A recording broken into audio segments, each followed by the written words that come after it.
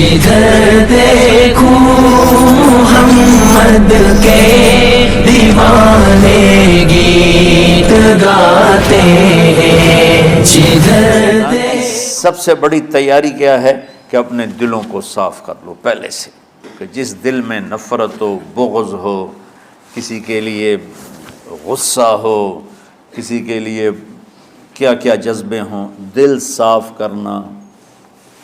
ہمارے گھروں میں روزانہ جھاڑو ہوتا ہے، یہاں مدرسے میں روزانہ صفائی ہوتی کہ نہیں ہوتی؟ چونکہ دنیا کی اصل گندگی ہے تو جھاڑو ہاتھ سے نہیں چھوٹ سکتا۔ حرم شریف میں دیکھا کیسے چاروں طرف خدام پھر رہے ہوتے ہیں برش لے کر، تو دل پہ غبار ایسے آتا ہے جیسے صحن میں غبار آتا ہے، دل پہ گندگی ایسے آتی ہے جیسے صحن میں آتی ہے۔ تو ہم نے نظام بنایا ہوا ہے، لوگ وہ کر رہے ہیں، وہ روزانہ جھاڑو دیتے ہیں۔ تمہارا دل ایک آنگن ہے، ایک صحن ہے، اس میں بغض، نفرت، حسد، پتہ نہیں کیا کیا گندگیاں آئیں گی اور آتی رہیں گی۔ بچوں ایک کام کرو، جھاڑو پکڑ لو، صاف کرو۔ یا اللہ معاملہ تجھ سے کرنا ہے، لوگوں سے نہیں۔ کسی نے برا کہا، کسی نے غیبت کی، کسی نے گالی دی، کسی نے دھکا دیا، کسی نے حق مارا، کسی نے کچھ کیا، یا اللہ تیرے سپرد میں نے اپنے دل کو سب سے صاف کیا، میں نے اپنے دل کو سب سے صاف کیا۔ یہ اتنی بڑی عبادت ہے کہ بڑے بڑے نفلوں والے، تہجد والے، حج عمرے روزے والے تمہیں نہیں پکڑ سکیں گے، چونکہ اس کا کرنے والا دنیا میں کوئی نہیں۔ نفل پڑھنے والے تو بے شمار ہیں، عمرے کرنے والے بے شمار ہیں، علماء بے شمار ہیں، حاجی بے شمار ہیں، سخاوت کرنے والے بے شمار ہیں، لیکن اس ٹکڑے کو صاف کرنے والا لاکھوں میں ایک بھی نہیں ہے۔ مشکل کام ہے، آپ یہ سیکھ لیں، صاف کرو، صاف کرو، صاف کرو۔ یہ رمضان کی سب سے بڑی تیاری اور علم کو حاصل کرنے کی سب سے بڑی چابی ہے کہ اپنے دل کو کھلا کر لو۔ کوئی چیز خالی ہوگی تو کچھ آئے گا۔ جس دل میں بغض بھرا ہو، نفرت بھری ہو، حسد بھرا ہو، کینہ بھرا ہو، اس میں خاک آئے گا، اس میں تو علم کی ایک کرن بھی نہیں آئے گی۔ اس زبان سے چاہے جتنے مرضی موتی بکھیرے، دل اس کا اندھا ہوگا۔ لا تعمى الابصار ولكن تعمى القلوب التي في الصدور۔ یہ آنکھوں سے اندھے نہیں، دل سے اندھے ہیں۔ تو بچوں اپنے دل کو صاف کرنا سیکھو۔ وہ کتنی مشہور حدیث ہے، آپ نے کہا اس دروازے سے ایک جنتی آ رہا ہے، تو ایک انصاری صحابی داخل ہوئے، جوتا ہاتھ میں، داڑھی میں وضو کا پانی۔ اگلے دن اس دروازے سے ایک جنتی آ رہا ہے، تو ایک صحابی آئے، ہاتھ میں جوتا، داڑھی میں وضو کا پانی، وہی صحابی۔ اگلے دن اس دروازے سے ایک جنتی آ رہا ہے، تو وہی صحابی 3 دن جنت کی بشارت لی۔ اس صحابہ کی جماعت میں ایک شخص ہیں جن کا نام ہے عبداللہ بن عمرو بن عاص۔ ان سے بڑا عبادت گزار صحابہ میں کوئی نہیں تھا، نہ سابقین میں نہ متاخرین میں، نہ پہلوں میں نہ بعد والوں میں۔ ان کی عبادت کیا تھی؟ ساری رات جاگنا، سارے دن کا روزہ، اور ایک ختم قرآن صبح سے شام تک۔ اتنی اللہ نے طاقت دی تھی۔ پھر وہ غلو والی بات آ گئی، ایکسٹریم ہونے والی بات آ گئی۔ ان کی شادی والی رات حجلہ عروسی میں داخل ہو رہے ہیں، دلہن کے کمرے میں داخل ہو رہے ہیں، اور مصلی بچھا کے اللہ اکبر، اور دیر نفل تے نفل، دیر نفل تے نفل۔ تو ان کی بیگم نے دیکھا تو وہ بھی خیر کا زمانہ تھا، انہوں نے بھی وضو کیا اور پیچھے مصلی بچھا کے وہ بھی فجر تک نفل پڑھتے رہے۔ صبح ہوئی تو حضرت عمر بن عاص رضی اللہ عنہ نے پوچھا، بیٹی رات کیسی گزری؟ کہا جی ماشاءاللہ آپ کے بیٹے تو بڑے عبادت گزار ہیں، ساری رات نفلوں میں ہی گزری۔ تو وہ ان کو شکایت کر دی، حضرت عمر بن عاص کو اتنا غصہ چڑھا، وہ بیٹے کو تو کچھ نہیں کہا، کتنی حکمت کی بات ہے، سیدھے گئے اللہ کے نبی کے پاس، یا رسول اللہ یہ عبداللہ دیکھیں کیسا نادان ہے، اس کی شادی کی ساری رات ناول پڑھتا رہا۔ تو آپ کہتے ہیں ماشاء اللہ کتنی بڑی بات ہے، نفلوں میں گزر گئی، رات بھی نفلوں میں گزر گئی۔ تو آپ نے حضرت عبداللہ بن عمر کو بلا کے ڈانٹا کہ تو نے مہینے میں 3 دن روزے رکھنے ہیں، بس اس سے زیادہ نہیں رکھنے، اور ہفتے میں 1 قرآن ختم کرنا ہے۔ کہا یا رسول اللہ میرے اندر طاقت زیادہ ہے۔ پھر اچھا 15 دن روزے رکھنے، کہ نہیں میرے اندر طاقت زیادہ ہے۔ آپ اس کو تھوڑا تھوڑا کر کے گھٹاتے رہے، اور وہ ہر دفعہ نہیں یا رسول اللہ میرے اندر طاقت زیادہ ہے۔ تو آخر میں آپ نے کہا اچھا چلو صوم داؤدی پہ آ جاؤ، 1 دن روزہ رکھو، 1 دن افطار کرو، اور 3 دن سے پہلے قرآن ختم نہیں کرنا۔ تو آپ نے اس کو پیچھے کیا۔ یہ بیٹھے تھے اس محفل میں، ان کے دل میں آیا کیا یہ بزرگ مجھ سے زیادہ عبادت کرتا؟ رات میں ساری جاگتا ہوں، دن روزہ رکھتا ہوں، 1 ختم کرتا ہوں، تو جنت کی بشارت تو مجھے ملنی چاہیے تھی، ان کو کیسے مل رہی؟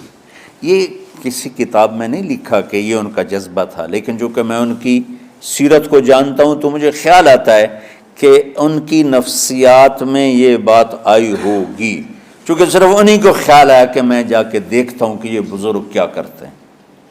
تو ان کے پاس پہنچ گئے، چاچا ذرا، وہ ادھیڑ عمر تھے، چاچا وہ میرے ابا تھوڑے ناراض ہیں، تو کچھ دن آپ کے پاس گزار لوں؟ کہ بیٹا بسم اللہ آ جاؤ۔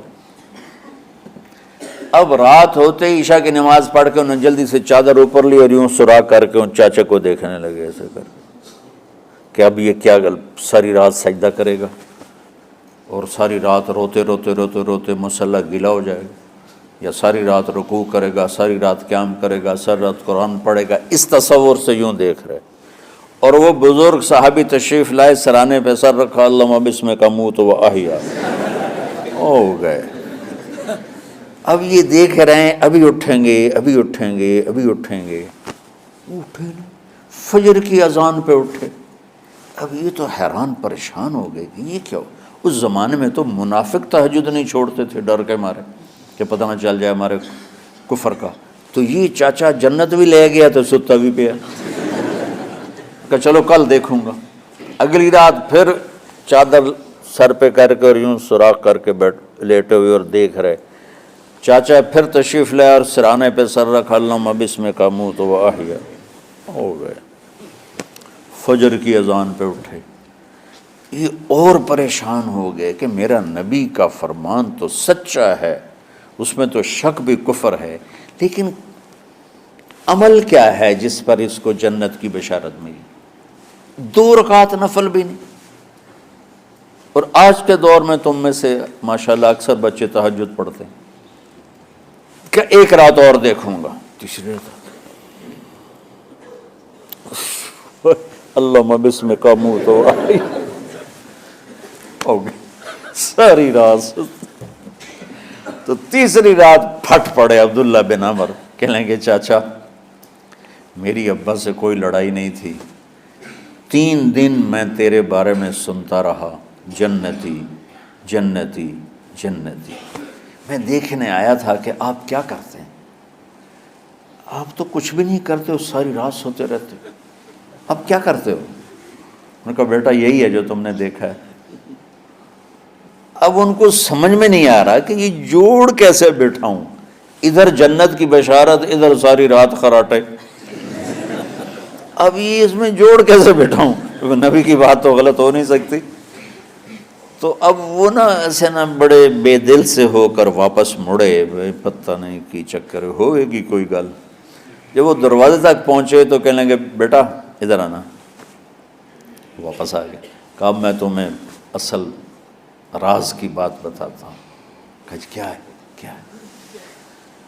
تو یہاں ہاتھ رکھا، کہا یہ جو دل ہے نا اس میں کسی انسان کی نفرت نہیں۔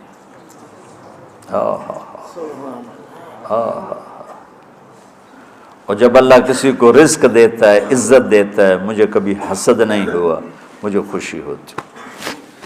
تو عبداللہ بن عمر نے کہنا تھا ہاں یہ بات ہے، نہیں، انہوں نے کہا ہاذا ہوا، اچھل کے کہنے لگے ہاذا ہوا، ہاں ہاں ہاں ہاں یہی ہے یہی ہے یہی ہے۔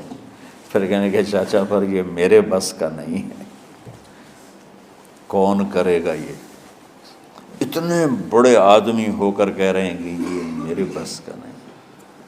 تو بچوں، دنیا میں جنتی بننا ہے اور علم اللہ سے لینا ہے تو اسے صاف کر دو، سب کی نفرت سے۔ سب، اس نے مجھے یہ کیوں کہا، اس نے مجھے یوں کیوں دیکھا، اس نے میرے بارے میں یوں کیوں کہا، اس نے میرے بارے میں یہ کیوں لکھا۔ جس کی تعریف ہوتی میری کتنی برائی ہوتی، صرف تعریف تو نہیں ہوتی، بھرا پڑا سوشل میڈیا مجھے گالیاں دیں۔ اللہ کے فضل سے میرے دل میں ایک ذرے کے برابر کبھی کوئی منفی جذبہ نہیں آیا، آئے تو میں دھو کے صاف کر دیتا ہوں، یا اللہ میں نے اپنے دل کو صاف کیا، میرا معاملہ تیرے ساتھ ہے، کسی کے ساتھ نہیں۔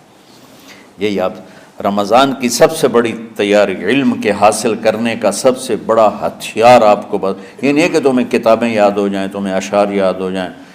تو ساری امت سے کہتا ہوں رمضان کا استقبال کرو، دلوں کو صاف کر کے، نفرتوں کو مٹا کے، مذہبی نفرت، دنیاوی نفرت، رشتوں کی نفرت، بول چال کی نفرت، سیاست کی نفرت، لین دین کی نفرت، ان سب سے اپنے دل کو صاف کرو تاکہ رمضان میں اللہ نے علم اتارا، اللہ تعالیٰ آپ کو علم عطا فرمائے، اور باقی لوگ جو عام دنیا میں زندگی گزار رہے ہیں ان کے دلوں میں اللہ رمضان کا نور اتارے اور ہدایت کا نور اتارے۔ یہ سب سے بڑی تیاری ہے اس کی۔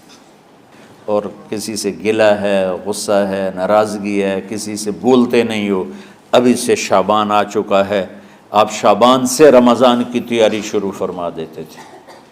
تو اس کی تیاری کیا ہے؟ وہ دلوں کو صاف کرو، معاف کرو، معافی مانگو، تمہارا قصور نہیں پھر بھی معافی مانگ لو، دلوں کو صاف کرو، اور اللہ سے سخاوت مانگو کہ اللہ کو سخی بھی پسند ہے اور صاف دل والا بھی پسند ہے۔